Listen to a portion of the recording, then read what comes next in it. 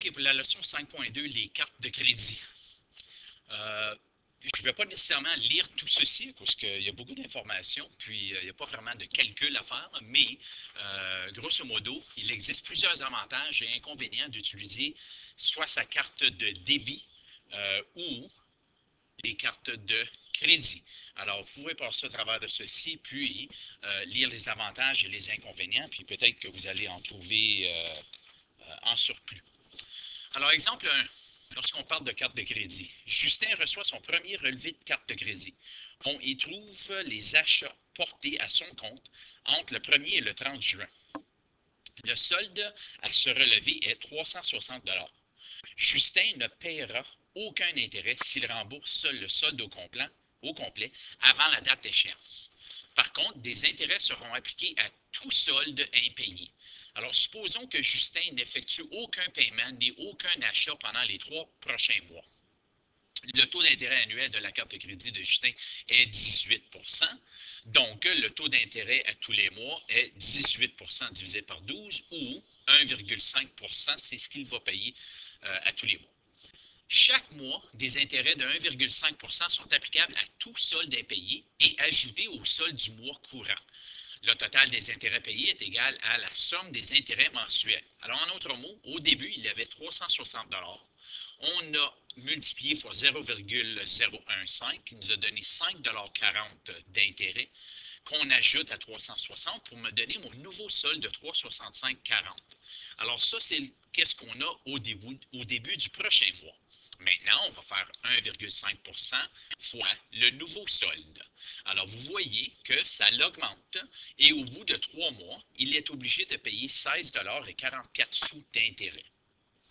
Alors, comme les intérêts sont ajoutés au solde impayé chaque mois, les intérêts sur le solde impayé sont composés mensuellement. Alors, on sait qu'on peut utiliser l'équation M est égal à C, parenthèse 1 plus I exposant N. Le C, dans ce cas ici, c'est 360 $. L'intérêt, c'est 0,18 divisé par 12. Puis, la période, c'est 3 pour 3 mois.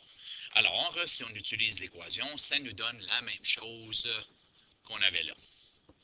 Alors, supposons maintenant que Justin est incapable de payer le solde de 360 $ et qu'il effectue des paiements mensuels de 10 $.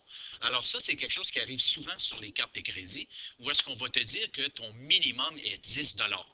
Alors, si tu payes seulement le minimum, tu vas voir que ça va prendre du temps avant qu'on soit capable de payer le 360 $. Alors, on peut déterminer le total des intérêts courus au cours des 3 premiers mois à l'aide d'un tableau. Alors ici, j'ai 360. On avait le 540 qu'on a trouvé sur la page précédente. Mais cette fois-ci, j'ai fait un paiement de 10 $. Alors, j'avais 365,40 moins 10 $ qui me donne 355,40 que je place au début du prochain mois. Maintenant, je calcule l'intérêt sur ceci. Donc ça, c'est fois 1,015. Et ensuite, on soustrait notre 10 pour nous donner 350 et 73. Maintenant, même si Justin a effectué des paiements totalisant 30 $, le solde de 360 n'a pas été réduit de 30 $. Pour déterminer le temps requis pour rembourser le solde de sa carte de crédit, Justin peut prolonger le tableau ou utiliser une calculatrice du coût d'emprunt. Il existe des calculatrices comme celle-ci, ou comme qu'est-ce qu'on va voir dans l'image ici. Ça, c'est un lien que j'ai trouvé une calculatrice qui fonctionne bien. Alors, en utilisant un outil comme cette calculatrice, on peut constater que ça prendra 53 mois ou 4 ans et 5 mois pour rembourser sa dette de 360 $. Ça, c'est si on paye seulement 10 $ à tous les mois. Alors, c'est ça. Le tableau, là, aurait fallu que je le prolonge pour 53 mois. Alors, si le solde sur la carte de crédit est 360, mon taux annuel est 18 %, puis je vais payer seulement 10 $ par mois. Lorsque j'appuie sur soumettre, ça me dit que ça va me prendre 53 mois. Puis le total des intérêts que je vais avoir à payer, c'est 161 $. Maintenant, une pratique guidée. Alors, Camille veut rembourser le solde 100 de sa carte de crédit en 4 mois. Elle effectue des paiements mensuels de 25 Les intérêts imputés sur tout ça d'impayé sont de 12 par année ou 1 par mois. Alors, à combien s'élève le dernier paiement? Puis détermine le total des intérêts payés par Camille. Alors, j'ai fait le premier ici. Alors, c'est 100 fois 1 qui me donne 1 puis, on fait des paiements de 25. Donc, je vais faire 100, c'est plus 1 qui me donne 101, moins 25 me donne 76. Maintenant, je vais écrire 76 ici. Puis 76 fois 0,01, c'est 76 sous. Je fais un paiement de 25 donc ça va être 76 plus 76 sous moins 25 qui est égal à 51 et 76. Donc 51,76 revient ici.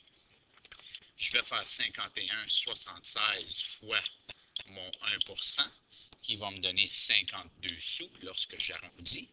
Je vais faire un paiement de 25 donc 51,76 plus 52 sous moins mon paiement de 25 me reste avec 27,28.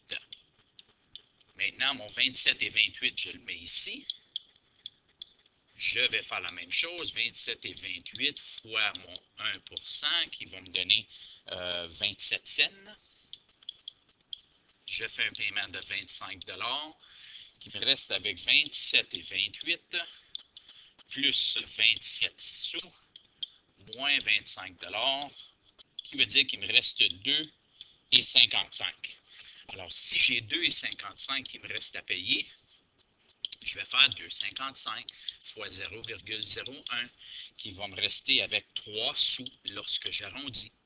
Je vais payer 2,55 plus mon 3 sous, qui veut dire que je vais payer le dernier mois 2,58 et suite au 2,58, je peux réaliser que ça, c'est mon 100 que j'avais.